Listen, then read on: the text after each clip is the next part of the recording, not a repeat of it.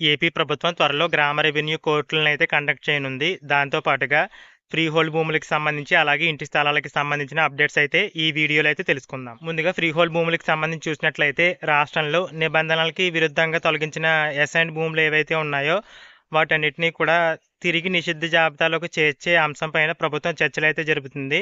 అంటే తిరిగి నిషిద్ధ జాబితాలకు చేర్స్తే ఎలాంటి వ్యతిరేకత అంటే ఎలాంటి పరిణామాలు ఎదురవ్వచ్చు అన్న విషయాలపైన ప్రభుత్వం చర్చలు అయితే చేపడుతుంది. ప్రస్తుతానికైతే నిబంధనలకు విరుద్ధంగా తొలగించిన అసైన్డ్ భూముల్ని తిరిగి నిషిద్ధ జాబితాలకు అయితే చేర్చడం లేదు. దానికి సంబంధించి ఇంకా చర్చలు అయితే జరుగుతున్నాయి. అలాగే ప్రభుత్వం తిరిగి ఫ్రీ హోల్డ్ ప్రాసెస్ని అయితే స్టార్ట్ చేయనుంది. అంటే నిషిద్ధ జాబితాలో ఉన్నటువంటి భూములు ఏవైతే ఉన్నాయో వాటిలో ఎలిజిబుల్ అయిన భూముల్ని అనిషిద్ధ జాబితా నుంచి తొలగించే ప్రక్రియను అయితే ఇప్పుడు ప్రభుత్వం అయితే మళ్ళీ స్టార్ట్ చేయనుంది. కాకపోతే దానికి సంబంధించి ప్రాసెస్ ఏంటి అనేది ఇంకా ప్రభుత్వం అయితే ఫైనల్ చేసుకోలేదు.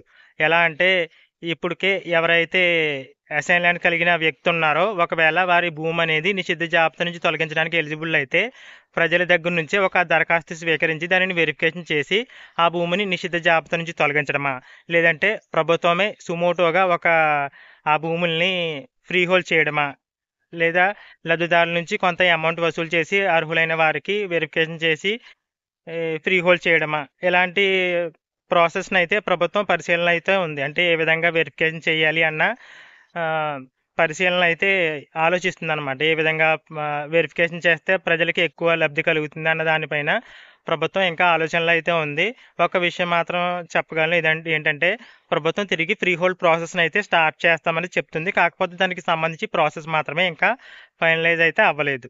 అలాగే ప్రభుత్వం రెవెన్యూ కోర్టులను అయితే కండక్ట్ చేయనుంది. ఇక్కడ రెవెన్యూ కోర్టులు అంటే ఏంటంటే ఇంతకుముందు రెవెన్యూ సదస్సులు అయితే జరిగాయి కదా, అదేవిధంగా రెవెన్యూ కోర్టులు అనేవి ఎక్కడైతే రీసర్వే జరిగిన గ్రామాలు ఉన్నాయో ఆ గ్రామాల్లో రెవెన్యూ కోర్టులను అయితే నిర్వహిస్తారు. తహసీల్దారు అలాగే ఇంకా ఆర్టీఓ ఎవరైతే ఉన్నారో వారందరూ కూడా రెవెన్యూ కోర్టులకి అయితే అటెండ్ అయ్యి రీసర్వేలో ఉన్న ఇష్యూస్ ఏవైతే ఉన్నాయో అవి అయితే క్లియర్ చేయడం జరుగుతుంది.